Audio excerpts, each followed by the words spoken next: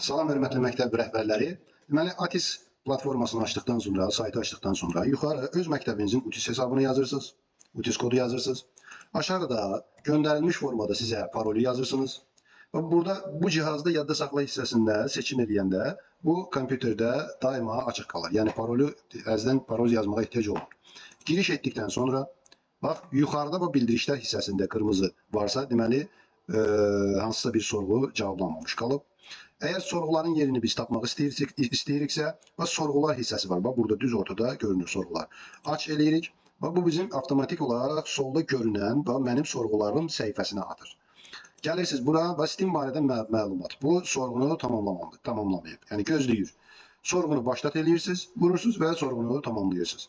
Eğer cavablandırdığınız, əvvəlki dövrlər cavablandırdığınız sorğulara baxmaq istəyirsinizsə, mənim cavablarım hissəsinə baxırsınız.